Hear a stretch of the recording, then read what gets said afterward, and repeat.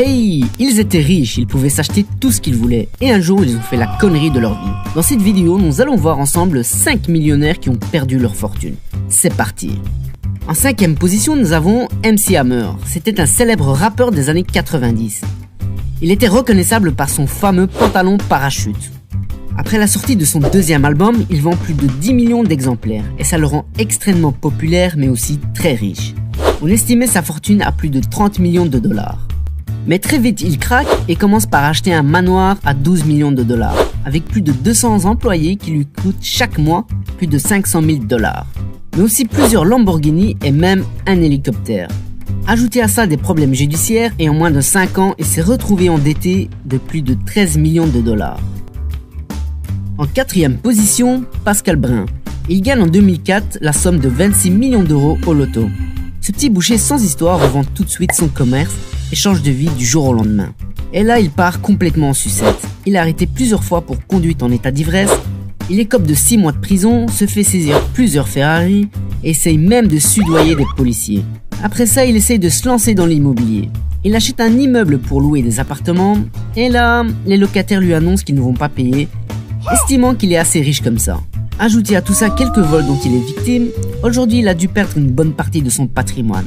Il devrait faire attention à ne pas rejoindre notre ami MC Hammer. Numéro 3, Jordan Belfort. Ce nom vous dit peut-être quelque chose. C'est l'homme qui a inspiré le film Le Loup de Wall Street. Jordan est un jeune trader au chômage qui tombe sur une combine pour gagner énormément d'argent avec des actions qui ne valent rien. Il va créer la société Stratton Oakmont et écouler pour des centaines de millions d'actions et réaliser plusieurs transactions complètement illégales. Malheureusement, toutes ces conneries vont le conduire directement en prison et lui faire perdre la grosse partie de sa fortune. Numéro 2, Michael Carroll. En 2002, ce jeune Britannique, à peine âgé de 19 ans, a eu beaucoup de chance. Il a gagné près de 10 millions de livres à la loterie. D'habitude, j'aime pas être méchant, mais là, faut avouer que c'est le roi des idiots. Au lieu d'investir intelligemment son argent, il a préféré dilapider toute sa fortune en cocaïne, en alcool, jeux d'argent et en prostituées. Résultat, en quelques années, il a flambé tout son argent. Et aujourd'hui, il travaille dans une usine de biscuits pour un salaire de 800 livres par mois. Et le numéro 1, c'est Kim Dotcom. Alors ce mec est exceptionnel. Issu d'une famille modeste, il a toujours voulu gagner de l'argent.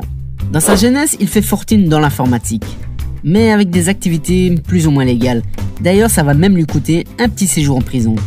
Sorti complètement fauché, il décide de se refaire avec le site Mega Upload. Après avoir ramé pendant 3 ans, le site trouve enfin son public et devient incontournable dans le milieu du téléchargement illégal. Et là, c'est le jackpot pour Kim. Mais voilà, tout ça n'est pas très légal encore une fois. Et le FBI va y mettre un terme le 20 janvier 2012. Aujourd'hui, tous ses biens ont été saisis, et même s'il a réussi à s'en sortir juridiquement, côté finance, c'est plus trop ça. Mais qui sait, il va peut-être encore réussir à se refaire et à nous étonner dans les années qui suivent. Et voilà, j'espère que ces exemples vous serviront de leçon si un jour vous devenez riche. Et en fait, j'aimerais vous remercier, vous avez été nombreux à vous abonner depuis ma dernière vidéo. J'ai toujours besoin de vous pour qu'on fasse grandir ensemble cette chaîne. N'hésitez pas à cliquer sur le bouton pour vous abonner. Et si ce n'est pas déjà fait, partagez cette vidéo avec vos amis sur Facebook. À la semaine prochaine.